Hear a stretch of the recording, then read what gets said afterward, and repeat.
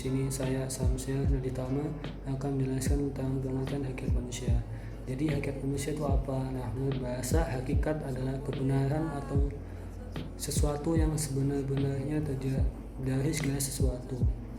Dapat dikatakan bahwa hakikat ialah inti dari segala sesuatu.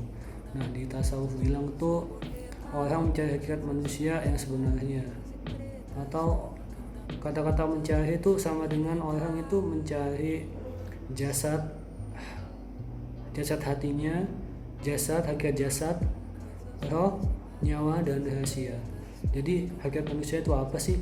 Hakikat manusia adalah suatu kebenaran atas diri manusia itu sendiri sebagai ciptaan Allah Subhanahu wa taala. Nah, secara umum ada beberapa hakikat manusia yang harus kita pahami. Yang pertama adalah makhluk yang memiliki tenaga dalam menggerakkan hidupnya untuk memenuhi kebutuhannya. Dan yang kedua, suatu manusia itu pasti memiliki tanggung jawab dan atas tingkah laku intelektual dan sosial mereka. Yang ketiga adalah seseorang yang mampu mengarahkan dirinya ke tujuan yang positif, mampu mengatur dan mengontrol dirinya, dan mampu menentukan nasibnya. Jadi manusia itu bisa mengatur tujuan hidupnya dan menentukan nasib hidupnya ke depan itu seperti apa. Demikian, terima kasih. Saya akan menjelaskan tentang hakikat manusia. Manusia adalah makhluk yang bertanya. Mengapa begitu? Saya membaca dari sebuah artikel bahwa manusia itu memiliki rasa ingin tahu yang sangat besar. Atas dasar hasrat ingin tahu tersebut, manusia ingin mengetahui segala hal, bahkan ingin mengetahui tentang dirinya sendiri. Dalam kurun ruang dan waktu, manusia secara tidak sadar sudah mempelajari tentang dirinya sendiri. Wah, aku wong ya opo, Mereka ingin tahu. Dan rasa ingin tahu tersebut dapat kita cari tahu dengan metode seperti pendekatan ilmiah, religi, dan filosofi.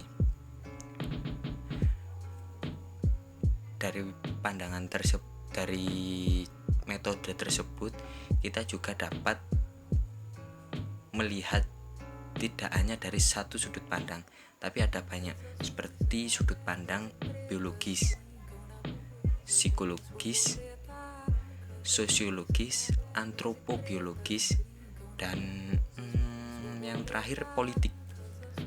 Saya kurang paham kenapa politik juga disangkut pautkan.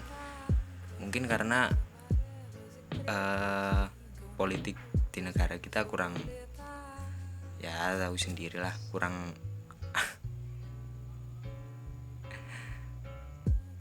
beres. Ya, sekian dari saya. Oke, halo teman-teman. Perkenalkan, nama aku Tarita Anissa Pratwi. Kalian bisa panggil aku Tarita. Jadi di video ini kan, di penjelasan kali ini kan kita sebenarnya membahas tentang hubungan antara filsafat dengan psikologi. Namun alangkah baiknya jika sebelum kita masuk ke materi itu, kita belajar mengenai psikologi ya. Sedikit aja. Jadi psikologi itu berasal dari bahasa Yunani kuno yang terdiri dari dua kata, yakni psiki dan logia, di mana psiki ini berarti sebagai jiwa, jadi dalam diri kita, sedangkan logia itu berarti ilmu. Jadi bisa diartikan bahwa psikologi ini adalah ilmu yang mempelajari tentang mental atau kejiwaan seseorang. Banyak sekali ilmuwan yang mendefinisikan mengenai arti dari psikologi.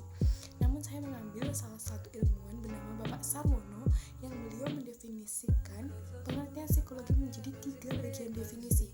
Definisi yang pertama yaitu psikologi adalah ilmu yang mempelajari tentang tingkah laku manusia dan hewan.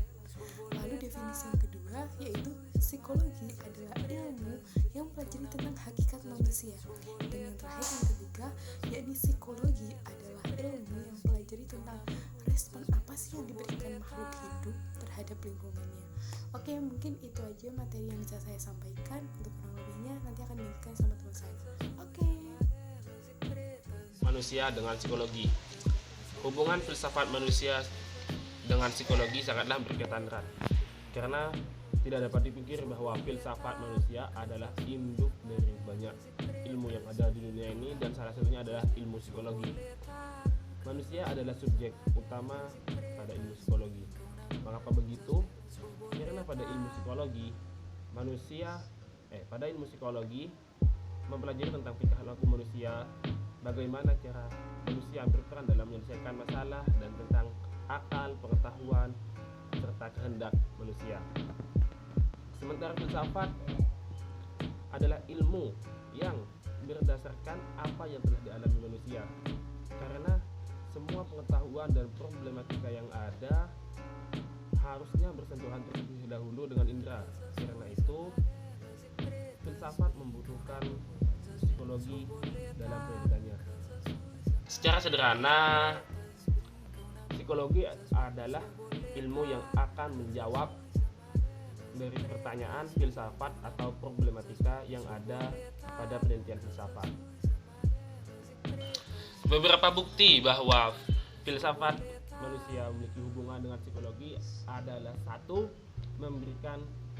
Filsafat memberikan kerangka berpikir pada psikologi. 2.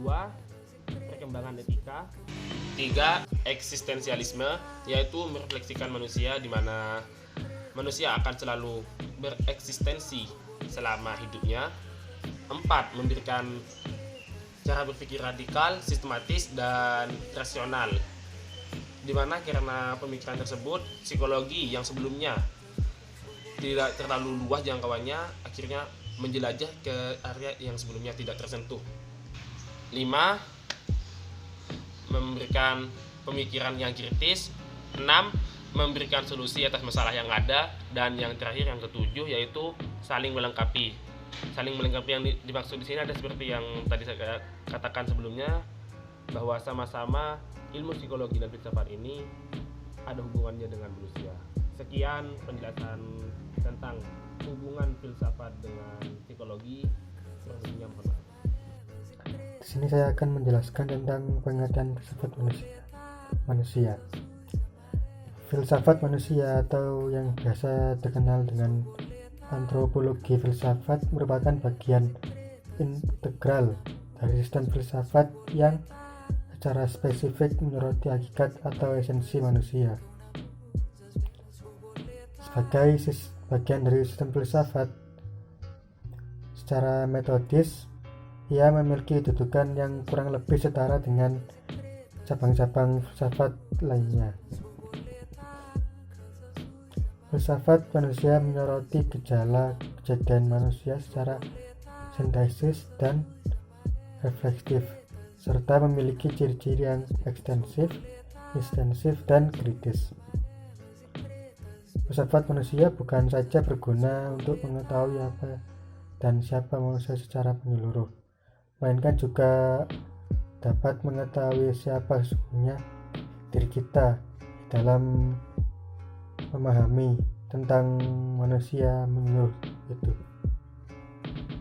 Sedangkan secara teoritis, filsafat manusia mampu memberikan kepada kita pemahaman yang esensial tentang manusia, sehingga pada gilirannya kita bisa meninjau secara kritis asumsi-asumsi yang tersembunyi di balik teori-teori yang terdapat dalam ilmu-ilmu tentang manusia. Dengan demikian, maka dengan mempelajari filsafat manusia berarti kita dibawa ke dalam panorama pengetahuan yang sangat luas dalam kritis yang menggambarkan esensi manusia. Filsafat manusia adalah cabang filsafat yang khusus secara spesifik mempelajari hakikat manusia. Filsafat adalah metode pemikiran yang membahas tentang sifat dasar dan hakikat kebenaran yang ada di dunia ini. Filsafat manusia adalah bagian filsafat yang membahas apa arti manusia sendiri secara mendetail. Antropologi filsafat atau yang lebih dikenal dengan filsafat manusia adalah bagian integral dari sistem filsafat yang secara spesifik menyoroti hakikat atau esensi manusia, objek material filsafat manusia, dan ilmu-ilmu tentang manusia, misalnya psikologi dan antropologi, adalah gejala manusia. Pada dasarnya, ilmu ini bertujuan untuk menyelidiki, menginterpretasi, dan memahami gejala-gejala atau ekspresi-ekspresi manusia. Nah, hubungan filsafat manusia dan psikologi itu seperti pertanyaan dan jawaban. Filsafat itu bertanya tentang suatu jawaban, sedangkan psikologi itu memberikan jawaban atas pertanyaan dari filsafat tersebut.